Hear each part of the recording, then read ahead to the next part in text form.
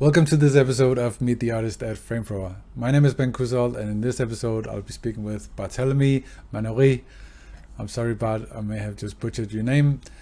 Bart is co-director and head of animation at Fortiche Studios, the studio behind the hit series Arcane, which, if you haven't watched on Netflix, you should do right this minute. It really is amazing, mouth-watering, jaw-dropping animation at its finest. And 8 hours of it, it's quite the achievement. I can't praise this show enough. It's been hyped a lot, as it should be. It really is quite astounding what these people have been able to pull off.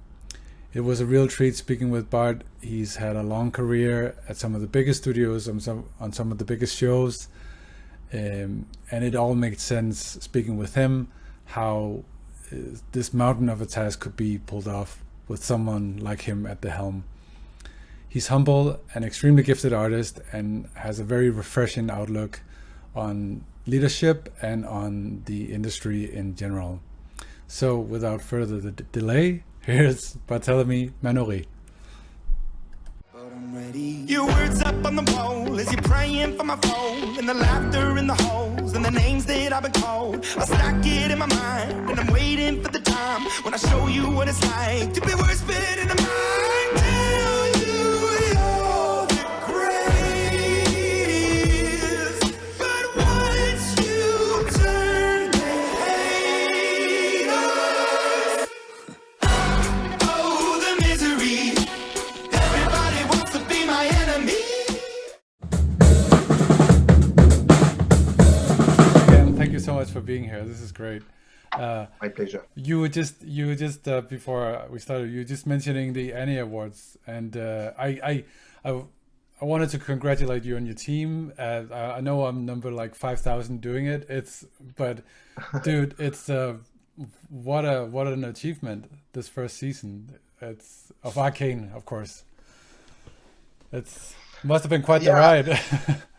yeah. Well, obviously you're not doing that for awards, but I No. think a little tap on your shoulder. It's always a good feeling, especially when you spend like so much time on it. Mm. It's always a bit frustrating, though. I have to admit, like I wish like every single person of the studio could be nominated for the thing. It's Mm. always weird to have only few names because it's such a team effort. Yeah, yeah. But yeah, no, it's cool, and I'm a bit disappointed the thing cannot take place in real life, but I'm still looking forward to it, and I hope it will be great, and maybe we'll get some awards. Yeah, well, you definitely should. I was, as many others, I was floored by the just from the first episode, because I'm not a huge gamer, and I haven't played League of Legends, so I didn't really know the backstory of the heroes. But that first episode, especially the chase through the streets, dude, it's always great when you're in the industry yourself, and I've been animating for over 10 years now, and then you see something and you're like, wait, and then you have to go back and you have to see it again, and I was getting annoyed with Netflix because I couldn't step frame. And it's That's so good to hear, because you know what? I was like very stressing, like showing the first episode we did like almost 5 years ago, mm, knowing that the last episode, like episode 9, we did that like last year, and we evolved so much. I feel like I'm still proud of episode 1, but it's nothing compared to the rest of the season. I was like, oh, I hope they don't hate episode 1, because the no. rest is good. Yeah, no, it's I do agree that I was looking through, like this the second, third acts over the last few days, just to get kind of like prepared for this, and yeah, the later episodes, it's mind-boggling what you guys did. It's so tight, and but I also think that the way that you caught me, and I'm sure many viewers from the very get-go, was yeah, it's like one of those shows where you're grateful that you guys did it, because it was great. And we're gonna focus obviously on more the animation side. I know that you, Yeah. as because you've done some character designs as well, and you've Yes, yes. and you've co-directed the music video for the Enemy Yes. Yeah. Yeah. song, Imagine Dragons. Yeah, and Yes, exactly. And I'm also co-directing the next season. oh shit, Yeah. that's very cool. Yeah. No, that's cool. I think it's official now, so obviously I won't be able to say anything else than that. But Of course. it's official that we are working on season 2, Mm. which I hope will be great. But yeah, I wasn't doing that on season 1, but my position slightly changed on season 2. Yeah, on season 1 I was mainly the animation director or animation supervisor, depending on how you want to call that. Mm. And since I joined in the very early stage, since I'm also doing 2D stuff here and there, I helped on few developments on some characters, but it was pretty small, so I wouldn't label myself as a character designer on Arcane. I did help on some character at the beginning, but kudos to the real good team we had for the main heroes, and yeah, they did a great job. Oh yeah, it's absolutely beautiful, and that's another thing where it's like you can freeze almost every frame, and you want to hang it on your wall because it has that hand painted feel that that just like it's so crisp. So yeah, a real pleasure. And so speaking of the animation, I'm curious because you spend a lot of time in at other places as well. Like I know you spend a lot of time at Framestore, and you spend at least a year at Weta, and then you also I think you were the animation director at Micros on an Asterix movie. So it's like very well. Yeah. Sorry. Well, not to be clear, not really. I was. It was a weird story. I was supposed to be the animation director on the second Asterix, and I did spend like about 6 to 8 months on that production. Unfortunately, the production had to stop at some point because of script issue, and that's when I joined Fortiche, and I was supposed to go back. To be fully transparent, I was supposed to go back to Asterix, and but what happened is like Arcane caught me, you know, and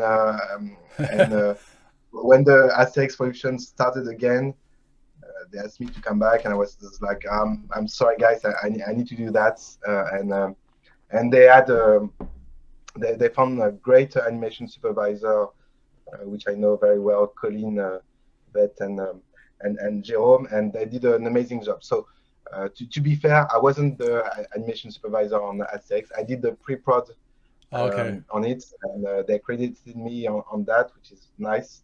But Colin and Jerome did the job. I didn't.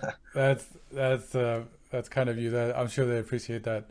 What I was alluding to was the very different styles that you must have experienced, and then figuring out and finding a more unique one for Arcane, because the Tintin was very mocap driven, as far as I know, and of course Asterix is like a lot of keyframe, and I know you worked on Despero at Framestore as well, which is also keyframe, and then Arcane has that beautiful thing where it looks like it should be mocap, but you know it's not, because it's stylized, but it's so subtle. It's I wonder how you came to that, how you found that style. Like, I think it started with my first conversation with Christian Linke, with the creator of Arcane and the showrunner, and when I joined, I joined because of Pascal Charrue, which is the boss, one of the co-founder of Fortiche. He knew me. We worked together before, and he knew me, and he asked me to do that. But Christian didn't know me, and I had at the time I didn't have like a lot of supervising experience, so it was like who is that guy? Is he going to be able to do that? And so we had conversation with Christian, and Christian, even though he's not an animator, what was great about him is he had such a clear vision in his mind, and he said to me like, I don't want anything close to mocap because I don't like the mocap feeling. Even though I'm not an animator, I could feel when it's mocap, and I don't want that. Yet it has to be real enough, so you feel for the character. So I'd like a mix of mocap and a keyframe animation. Can you do that? Can we find something in the middle? And I think I understood what he was saying. It was at first a bit confusing, but actually it wasn't like rocket science. You know, it's fairly natural. We do have semi-realistic character, so you cannot use the same tricks you use in a traditional keyframe animation to make it believable. So you have to be certain your body mechanic is going to be right. So you have to study a lot. So it's close to realism. Yet to make it appealing, you have to use the keyframe tricks you have in feature animation to make it appealing. So maybe a little stretch and squash and some hints you all know about. And we spent months trying to find the good balance. And with the leads I had, you know, I immediately, when I had to form to build the team, obviously I contacted the best friend I had, the most talented friend I knew, and had guys like Rémi Thérault, who's now a supervising animator on season 2, which I'll probably talk about him later because he was like a huge part of the creating the style. I had another good friend who was a lead animator, Daniel Calabi, and all these guys. You know, we spent weeks trying to find the good stuff, and I have to admit, like when we first started the first few shots, we were still trying to find the good balance, and after like a few weeks, I remember. Precisely, we had one animator called Tom Guil, which is still with us. He's now a lead animator, super talented guy, and he did a brilliant job on a shot on Vi on the balcony, and when they're about to go into Jay's apartment, and that was the perfect mixture of like good posing, you know, like good body mechanics, very appealing, very well composed. Good timing, everything was there, and Christian said, "There you go. This is what I want," you know, and we're still like in that process, you know. Sometimes we go a bit too realistic, sometimes we go a little bit too cartoony, and it's not a done deal, you know. We're always struggling on every single shot to find a good balance. So we don't have like a secret recipe, but it's a hard work. Again, it's not.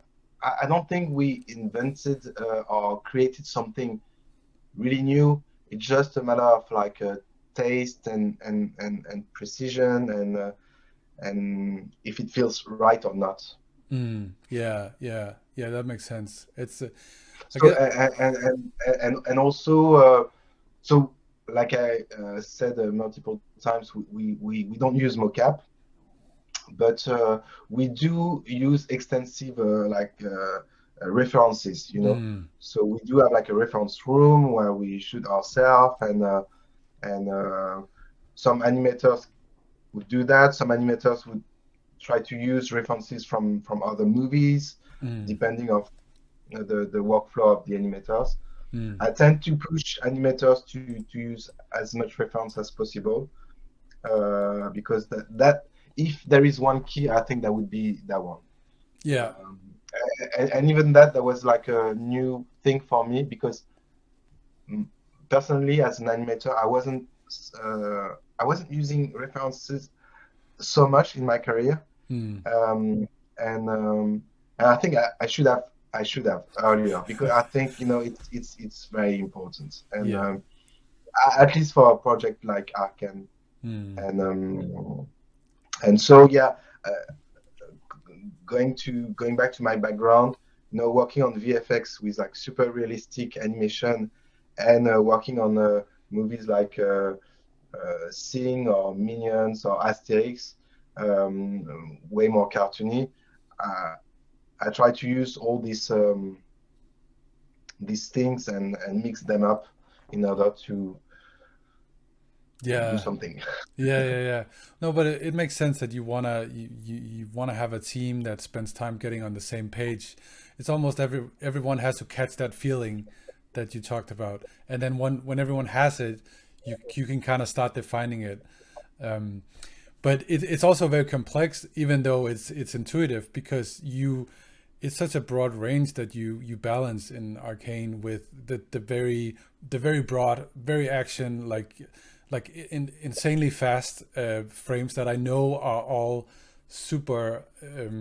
You all spend a lot of time posing them because like I can't imagine anything else because it's so crisp. So you have to. It's almost like you using the principles of strong appeal and posing from traditional animation, and then all the body mechanics that we've all like in the VFX, it's like drilled into our heads, right? So There you go. That's exactly it. And since I'm a 2D guy, I draw a lot and everything. I'm mm, very. That's my thing. I like good posing and good poses, and I feel comfortable with that. So I always start from that, and I can be a pain in the ass with the animator about that, opening up their shots, and no, that should be the pose. But yeah, starting from that and then balancing putting the good body mechanics and the good animation methodology into it, and that's how you get a good job. Yeah, if there is something we're like very picky about is the posing. We also we have great models. The modeling team also is doing amazing job. We've got great design, but we tweak a lot our character. It's even though it's not as graphical or edgy as a movie like I don't know SpongeBob or stuff like that. mm, We actually spend, I guess, at least as much time working on the shape than a production like that.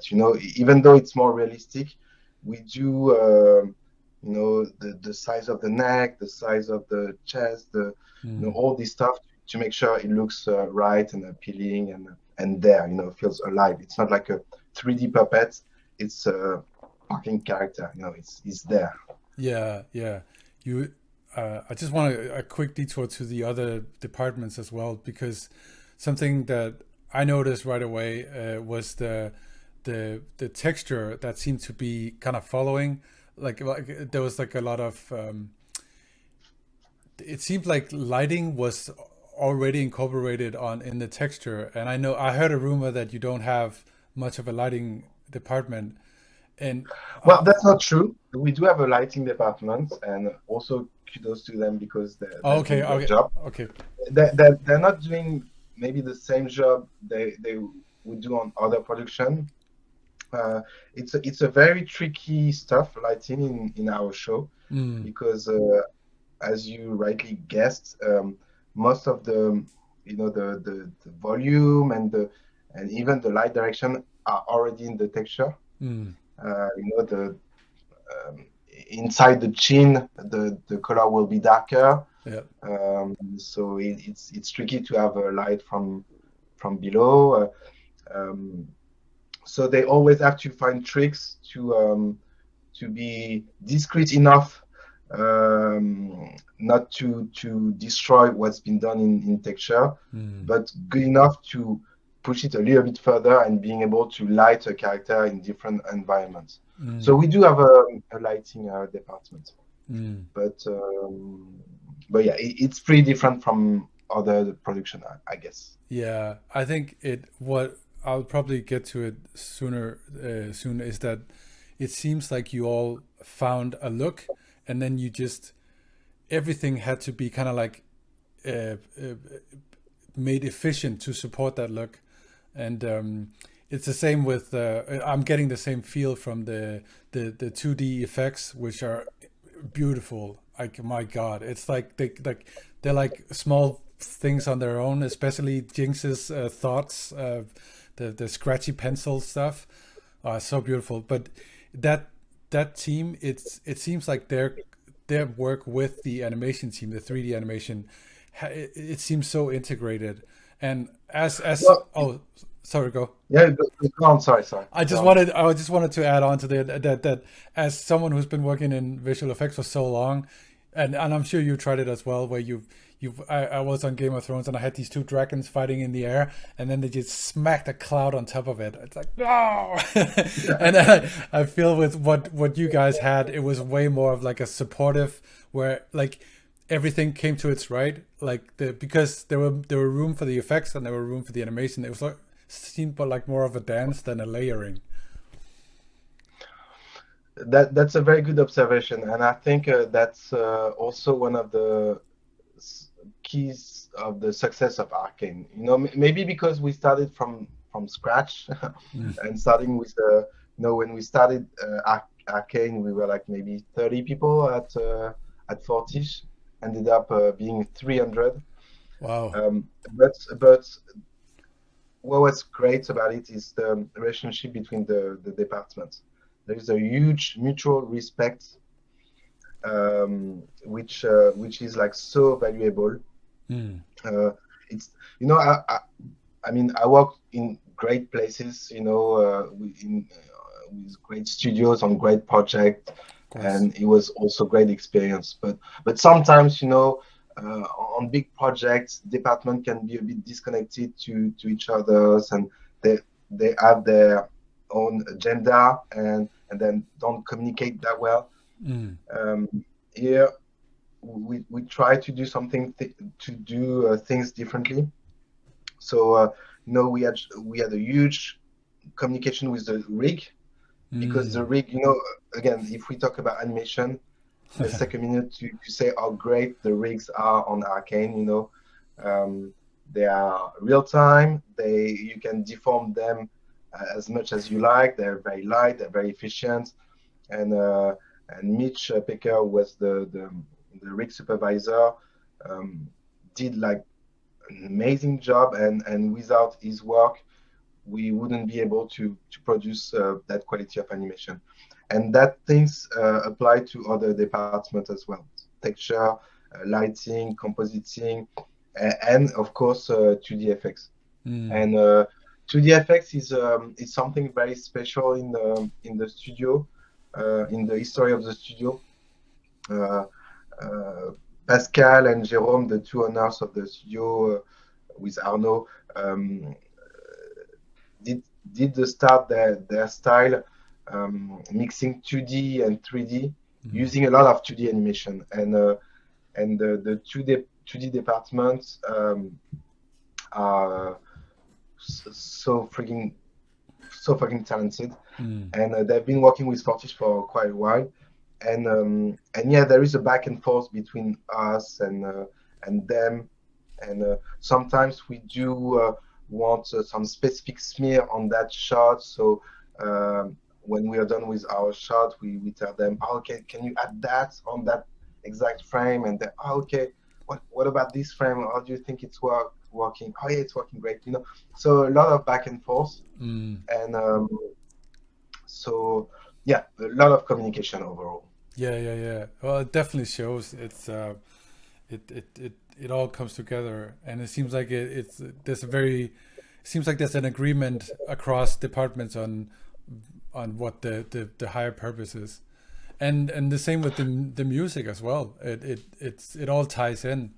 It's very cool. The music is a bit different because we are doing at Fortiche, we are doing everything from the design storyboard to the final picture, the final compositing. Riot is taking care of the writing, the voices, and the music. But here as well, we do have like a close connection with the music department, so we can make sure it fits well together. And here the process was fairly standard. We do start with a temporary music when we do our animatics, just to get the mood, the tempo, the vibe. Yeah. And usually, like after animation is done, the music department intervene and do the final music, and maybe we can do some adjustments afterwards to make sure the editing fits well with the music. And you mentioned the animatic as well, and another amazing thing was the camera work as well. It all lends itself to a music video, and I think that it made sense when I watched your the one you directed. That all ties like really well in with the rest of the show. Did you have somewhat like a previous apartment, or how did you figure out the camera? How much was left to the animator with the camera, and how much was done before? So, okay, let me just say, Fortiche is well renowned for the mix of 3D and 2D. But to me, the real thing about Fortiche is the directing work, and Arnaud and Pascal, who were the two directors on Arcane, they have like a great vision. And I remember the first time I worked at Fortiche, like 10 years ago, on a small thing. I already saw that, they wanted to do something different in animation. The way they were thinking about their shots, the direction, the mature tone, and everything. And so back to Arcane, they wanted to have this live action feel. They like everyone else, we're like animation geeks, but more than that, we like film nerds, and we care about films in general. So our references were more live action movies than animation, and that was the tone Arnaud and Pascal wanted to have. And we were lucky enough to have a storyboard supervisor called Simon Andriveau. The guy is a rock star, and he did with Arnaud and Pascal, they did found the tone of the frame, the camera work, and that was it. Everything was already in the storyboard. So we did do things fairly traditionally. So we had amazing storyboards again, and from the storyboard we did the layout pass, and from layout we did animation, and we didn't use too much previs.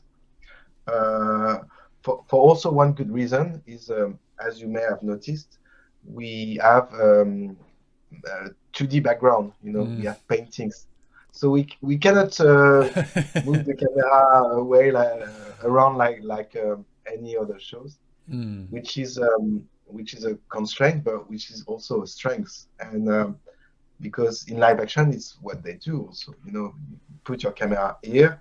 And maybe you reuse that shot, but you don't put your camera everywhere just because you can do that. And maybe that's the mistake animation do sometimes a bit too much. It's like, it's convenient to do the camera here and there, but you don't think about your staging anymore. You don't think about your direction anymore. Just like, oh, I want to show that, so I want the camera to be dynamic, so I'll do that. But it's like, it doesn't mean anything, I think that constraint is like when we do a frame, when we put the camera here, it's like it's a very precise work. And if you look at some sequences, there is storytelling in the very last movement of camera. You know, everything tells the story, even the very slight camera moves. And let me just tell you that sequence. You know, when Jace is how do you say, like, kicking out Heimerdinger from the council. You know, I don't know if you remember that sequence. Heimerdinger is the chief of the council, you know, and at the beginning is in the middle of the frame. And there is a camera, a very discreet camera work throughout the scene that slowly pushes Heimerdinger on the side of the frame in order to, at the end, having Jace at the center of the frame. And at the end, you've got this very big difference of, like, Jace is now in the middle, now he's in charge, and Heimerdinger is in the corner of the frame. And all these little details process already in the board and carefully kept in the layout. And the layout was also a very challenging aspect of Arcane, because again they had a lot of constraint, and they did a brilliant job. And we've been like a pain in the ass with them, but in order to be in detail, but they did awesome jobs.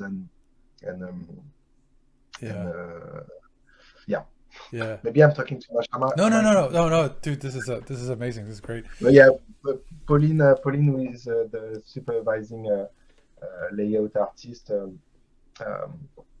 a great job with layout.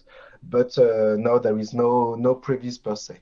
No, but it's I love how it's like it's because I know that from having worked in a long time in VFX. It's like the temptation to just do something crazy with the camera because you can. It takes a second, but if you wanna give people the feel of somewhat classic craftsmanship in film, you have to remind yourself of the constraints that people are used to seeing in film, and how you, like, all the film theory of how you tell a story. And it's like what you're saying is that you kept it all through the stages of planning so that it wouldn't get lost in fireworks at the end or some, as it does sometimes. But it seems that the more I hear you talk about this, is that it's like all the classic, like just like a lot of hard work, a lot of attention to classical animation theory and also film theory, and just carrying it all the way through. It seems silly that we need to be reminded of that we have to do these things to get a good end product, but it just that's why it's theory, right? That's why it works, because it just has to be applied. Yeah, exactly. Yeah. And you also talked about the founders of Fortiche and how they're artists themselves. Like we talked earlier about having worked at big houses with very big clients. How is it different at Fortiche when it's more like an artist-driven studio? It's so much different. You have no idea. You have no idea, because when you're working with artist as a boss, it's the difference is so huge. Like on every single level, they know what they are asking for because they've been doing that. They know what they want. They know what we can achieve, and especially Jérôme and Pascal. Pascal is really the character artist. He's a modeler. He knows so well what he's doing.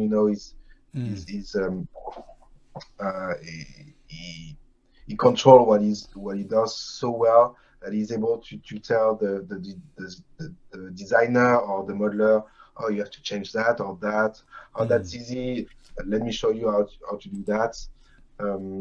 He works very closely with the texture as well, because again, as an artist, he knows very well what he wants.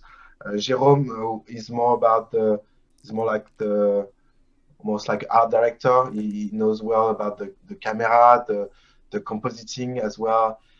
He's actually responsible of a short film they did like years ago at Fortiche that got cut by Christian, and that's because of that film that Christian Linke, who's the creator of Arcane,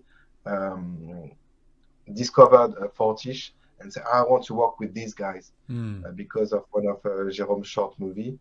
And on top of that, you have Arnaud, who's been directing a lot of commercial, and he knows very well how to direct stuff in general. And this trio, again, they want to do something great. They want to do something cool beyond anything else, beyond fame or even money, I guess. I don't know, but it's about like doing something cool. And even though, like I said, I worked in great places, I've never experienced that before, and being able to work for people like that. So sometimes it can be, not saying it's ideal, sometimes it can be hard, and then because like production is reality as well, schedule is a reality as well, so you have to adjust, but yeah, most of the time artistic came first, and that as an artist, it's pretty cool to hear that. Yeah, I bet it's I wonder if it feels like the more artists you have higher up in the decision making hierarchy, the better, because I'm sure we've all tried being on shows where we don't, like, a new note comes through and we don't understand why, but that's what the client wants. But if you have people at the very top going like, whoa, let's just talk about it, like it feels like there's a little bit more of a protection of the show. Yeah, and they're very also dedicated, and they're very present as well. Arnaud, he's there with us. He's also wandering around in the office, asking, "Oh, what are you doing? That's cool. Sounds awesome. Nice. Looks awesome what you're doing." He's there with us, so you can share with him.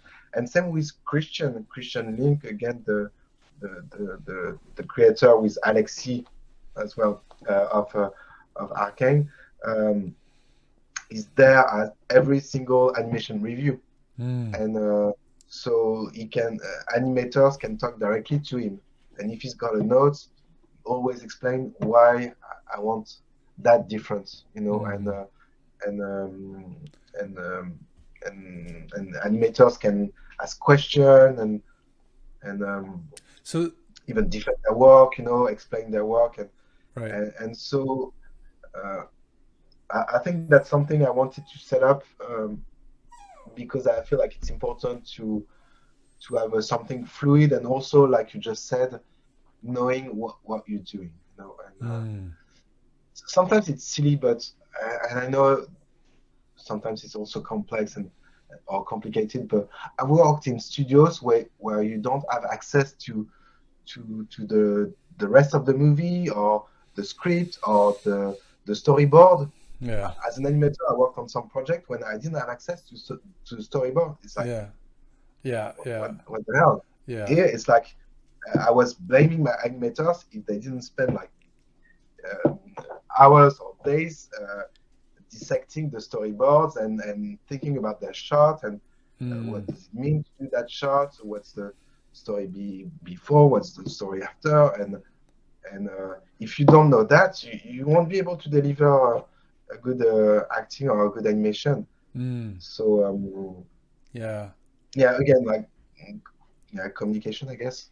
Yeah, but also I think it's also more than that, because it sounds like just from watching the shows, there's so many details in every shot where it's like, okay, Vi walks across the frame. It's like that shouldn't be a big deal, but then she does something character driven, like a small, very personal thing that she does, and it's like that comes from knowing the character and knowing where she is on her arc, and knowing the project. And I'm curious about how, like, you must also trust the individual animator a lot to give them this, like, because it seems like there's a lot of suggestions in every shot that doesn't, it, to me it seems like they don't come from you or the creator of the show, but they come from the animator, a lot of them. And so it's, what I'm hearing is that you ask a lot of them to, they invest a lot in the show, but then it from watching the show, it looks like they're trusted with a lot as well. Like there's so many ideas in there that it's hard to believe that they only come from the higher ups, is what I'm seeing.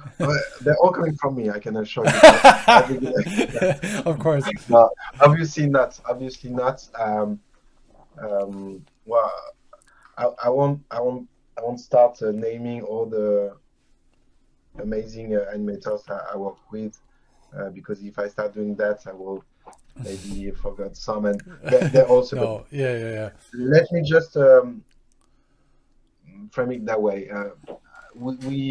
So we do have we have split the animation department into teams with leads.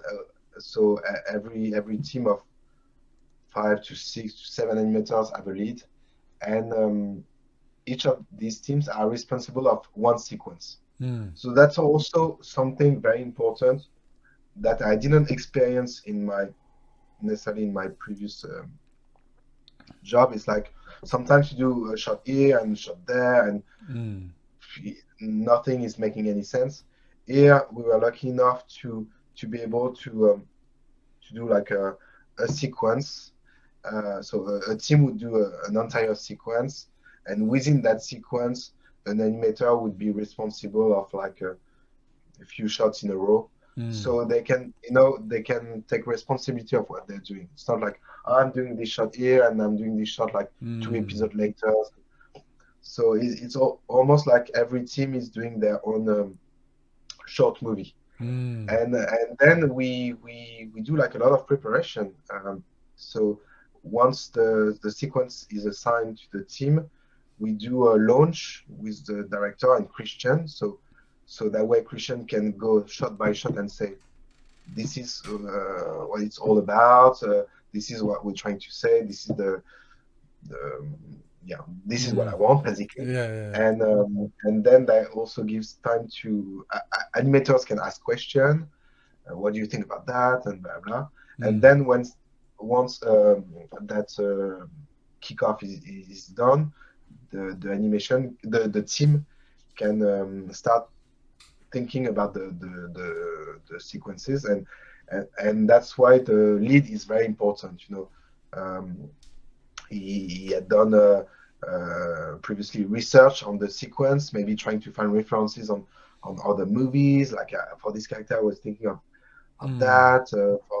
What about this ID? And they talk about that. So we talk about that together. This is good. This is maybe leave it outside, and so we are fully prepared. And yes, if we and everyone can bring an ID, and also we do talk a lot about characterization on every character. We talked a lot. We did like multiple meetings about Jinx, about Vi, to always to try to push boundaries and try to to go beyond what you would do normally. And so again, no secret. It's just like work and preparation, and from, like you said, communication, right? It's the and then also the relationship between everyone involved seems to be a big factor here. Like you said, I don't think I've I've been a lead a few times on projects, but it's more you're more like a glue between production, and then you give a few notes, but it's more like you're more like just kind of running around trying to make sure that the caches go through sometimes, and it seems like here it's a very hands-on lead. Yeah. Yeah. Again, I was mentioning a guy like Rémi Thérault, who's now supervising our office in the Canary Islands, and he was one of the lead on season one, and the way he was with his team, very protective. He was like almost like a family, and Oh. always trying to pushing forwards. He's responsible of some of the best sequences of the show. Again, I don't want to name them all because I will forget some. But I had Stefan, who also like an amazing animator who was very pushy with his animators, but in a good way, and they're responsible of some of the most brilliant fighting sequence. Martial also, who developed some great characters, and yeah, I mean the dedication of these people, you wouldn't believe it, but they were so passionate about the thing, and again trying also to break the hierarchy. We're all on the same boat. Like people keep making fun of me for saying that because it sounds a bit cheesy, but yeah, we're all on the same boat, and so we have to work together and caring about what we're doing, and even if teams can be a bit like small families, they also have to communicate between each other, because different team can animate a Jinx, for instance, so they have to be on the same page. Of course. Obviously, my position is also to make sure everything is how do you say, coherent? Yeah. But I push them a lot to talk and to share, and even like tips or stuff like that, and like being a team. Yeah. It sounds so cool because it reminds me of when we were in animation school and you work on your short film and you're like, oh, we're this tight little group and we get to do this really cool stuff. And I love that you said that they're like small groups working on a short film essentially, and the lead is taking care of everyone, making sure that everyone has a room to do their stuff, but then also demanding, because I feel like sometimes from what I've been lucky enough to talk to a few supervisors doing this, and what I'm hearing is always that you don't want to be backseat driving, you don't want to be micromanaging, you want to make sure that you hand over ownership to the animator, but then you also want them to deliver. So there's like that two sides of it, and it seems like trusting them with the assignment and make, like you have to prepare, you have to be part of this group, and you have a very demanding schedule, but you have all this room to really be an artist, really. So you're kind of setting the scene for them to succeed, but then you're also demanding that they do well. Yeah, I mean, I kept telling that to them during production. It's like, guys, you have the most difficult job on earth, because I was like very demanding, I have to admit, like I was asking them like a lot. I wanted them to be how do you say, to not be a wall between me and the animators, so if animators have suggestion, I need to hear that, and I want to get their opinion. So not everything needs to go through the leads, but yet they have to make sure the what they're showing is good enough, so I was actually very hard on them, and also they have to deal with some of the production stuff as well, like schedule, and they were also sometimes responsible of the casting as well, which can take like forever to do. Yeah, So I don't know how they did that, but they're all like superheroes, all of them, really. that's awesome. Um, so I'm curious about season 2 now because this is a big, there's high expectations, and I mean, rightly so. It's almost like this is the situation you want to be in because you have the people and the place that can deliver. But how do you did you have to crew up a lot from end of season No, 1? maybe the thing I'm the most proud of is like maybe at 90 or 95% rate.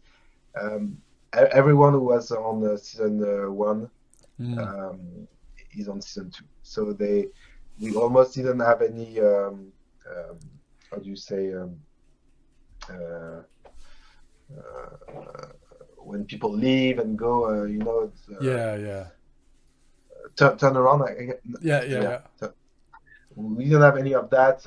Everyone was so excited to keep working on that, and I feel like super happy and proud to know that people wants to stay with us, and Mm. I'm pretty sure after the success of Arcane, they all have like super nice offers from everywhere on the planet, Yeah. and most of them stayed with us. So, um, but yes, since I won't be talking about too much about season 2, No. obviously, No, of but course.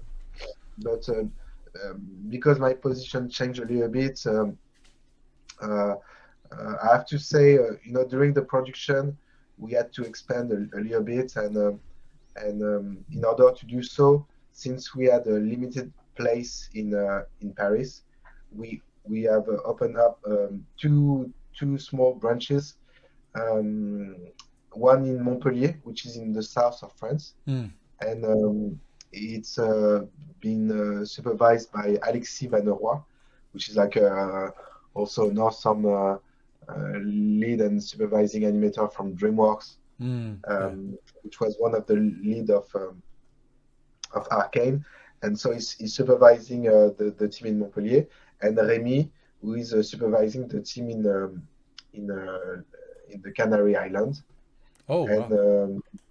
and uh, and um, and to replace me a little bit on the Paris side, I have Martial and Jean-Charles, which are also two leads on Arcane, who are now taking the supervision position. So Mm. I've got these four animator supervisors now, um, and but we keep the same thing with teams and leads. So we've got like roughly 7 or 8 teams in Paris, and 3 in Montpellier and 3 in Las Palmas. Mm. Oh, it's exciting. So yeah, no, it's pretty similar to season 1. Mm. And then I guess this will free you up to do some more maybe direction work. Yeah. Mm. Again, I couldn't like step away from animation too much, so I'm still here to be like a pain in the ass, I guess. But Yeah. no, they've been lucky enough to pretend that they still need me, but Mm. I'm pretty sure they don't. But yeah, I'm still here in the animation department, but more like an overview. I Mm. don't go so much in detail within every single shot, with every single animation. I try to do that, but sorry, I'm a bit sick. No. But yeah, I do different things now on Mm. season 2. That's very exciting. I was gonna, like I said, I grew up in Denmark and I went to the animation workshop and studied. And Yeah. yeah, so when we started, we looked at what you guys were doing at Le Gobelin. It was always like, do you remember Burning Safari and Yeah. I know very well them, the guy from Bobby Safari. yeah, and oh, there's a few of them. I can't remember. Like, did you work on that the building? The building? Did, No, I didn't. But which I couldn't figure out which one you worked on. I work on. I was before that. Oh, really? it wasn't as good as the building or No, no. but I know them very well. Burning Safari. I mean, I was like very jealous when I saw that Oh, I actually. bet we all were. Yeah, because they were like 2 years after me, I think. So I was already starting my career in London, and my experience there was great. But Mm, sometimes, working on big stuff can be also a bit frustrating. And yeah, yeah, when I saw that, I was like, ah, fuck that. It's so yeah, yeah. good. And they all did a brilliant career.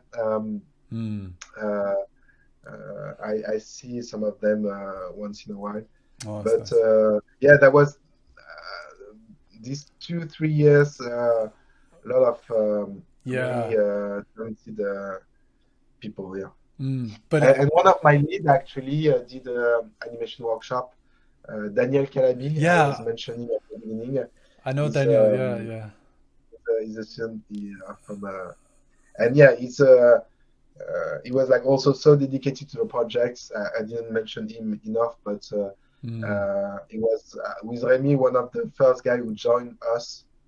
And again, like almost 6 years ago, Fortiche was nothing. And when I asked them, we all had our career working on big feature film. mm. And imagine me asking them to work like on a TV show based on a music video, based on a video game in a small company. It's like at that time it was very risky, and they Yeah. trusted me, and uh, and I'm happy they did, because it was it wasn't like an easy decision, No, no, no. but I'm glad they did. Yeah, Yeah, well, I'm sure they are as well.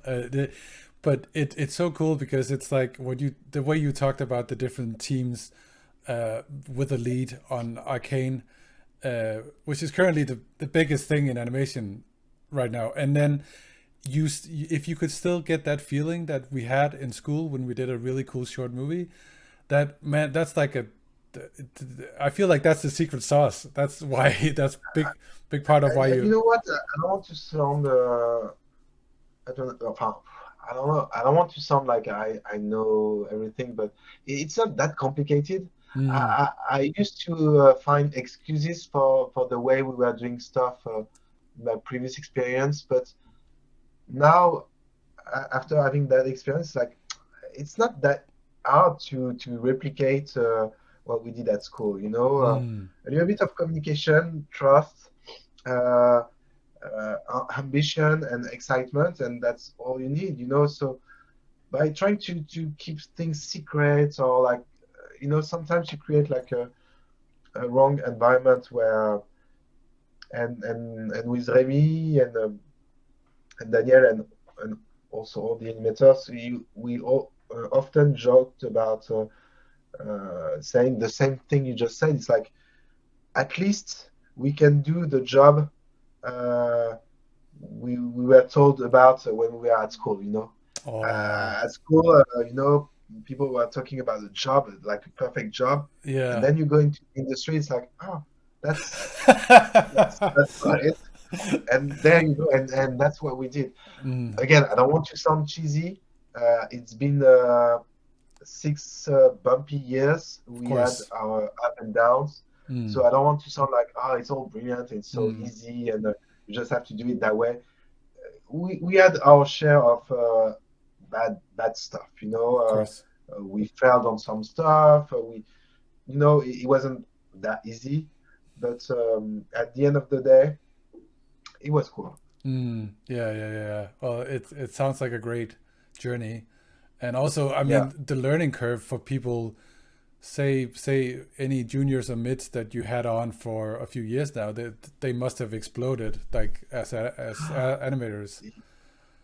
So you would be surprised the amount of junior animators, even though I don't like to use that term, but Mm, like, not very experienced animator we had on the show. Was I don't have the numbers, but most of the team, the majority of the team, were like very young junior wow. animators, and and I don't know, they were maybe stupid enough to listen to us, so they didn't have enough experience to say, "Oh, that's bullshit. What are you telling me?" So Uh, they were maybe kind enough to listen to what we had to tell them, but and again, like I don't want to uh, everyone were great, but mm, I have to say some of the best shots of the show had been done by a very junior animator who wow. did like killed it really. And I don't have only one, but I've got like maybe 10 animators like that. And again, I won't give any names, but No, no, no. You don't have to. it's I don't know the amount of dedication and I don't know. I felt so lucky working with them. I work with senior animators as well and very Mm, experienced animator, which was great, especially as a lead.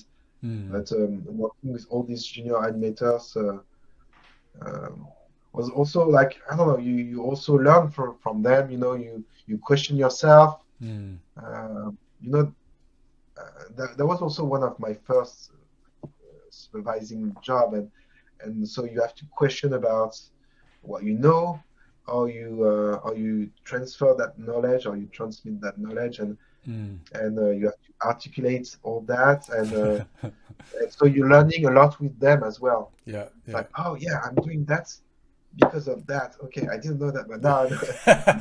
Yeah. And, and I don't. Yeah, they. Uh, I guess they were maybe a bit more.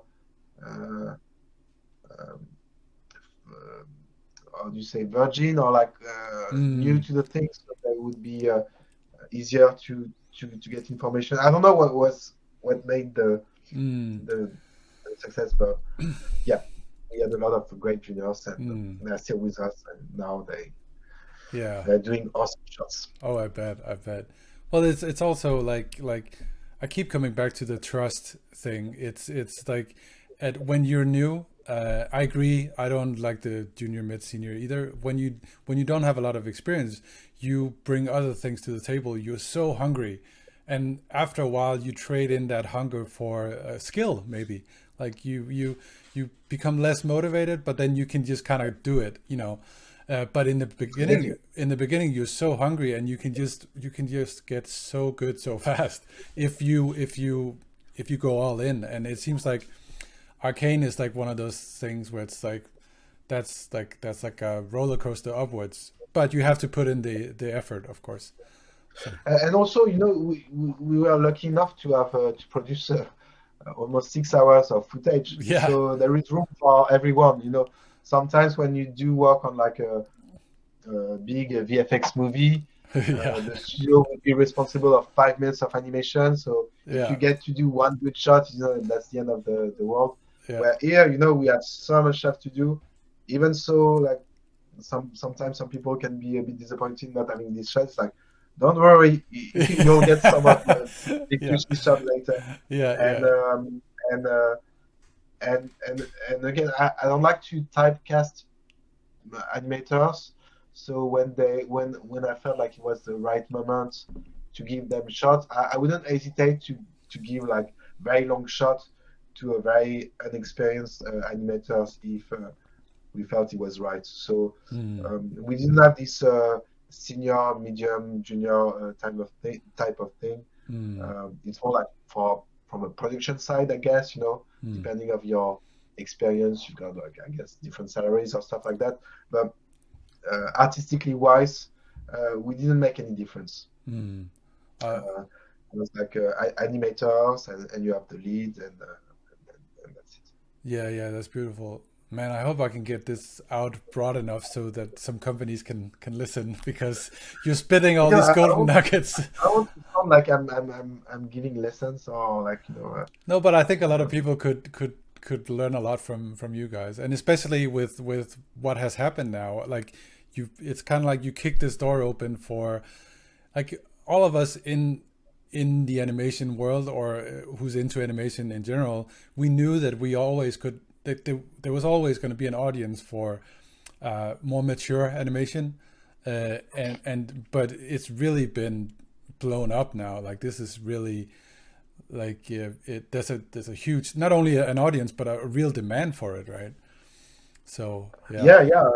And we have followed that a lot during the Arcane production as well, because Spider-Verse came out during Arcane. Yeah. The first robot the Netflix stuff. Yeah, Love, Sex, Robots. Yeah.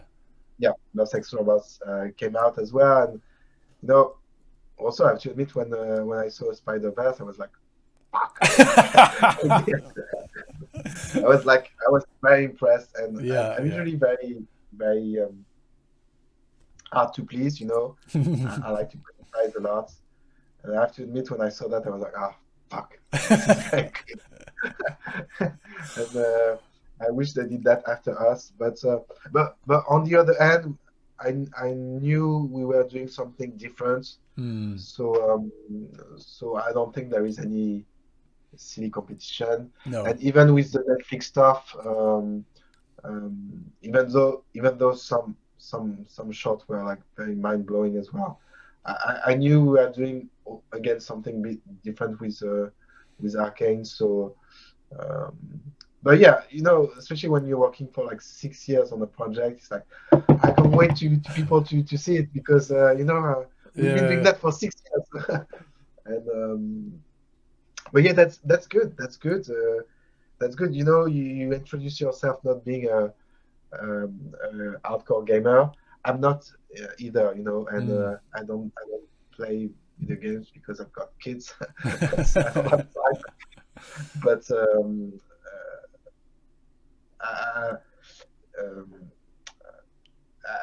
it's not like I didn't care about League of Legends, and now I've been working on that. I do care about League of Legends a lot, but at the time, I was just hungry to do something my wife could watch. She's been nice enough to say, "Oh, that's cool what you're doing," but she didn't care that much. And I wanted to show her and friends also, and family stuff like they could truly enjoy, and not something for like a small niche or only for kids. And again, I've worked on great projects, and I don't want to criticize the project I worked on, but that was one of the goals on Arcane, and I think everyone at the studio were the same, whether they were League of Legends fans or players or not. They wanted to do something different. And I also think that it was such a if you had been into the game, if I had been into the game, and you take the game seriously, and it's such a cliche being told it's just a game, but you spend hours and it's a universe. It must be such a relief to see a mature story. Like there's even like a sex scene in there where it's like you being told a story as an adult, and you're not talked down to as we have been through other animation.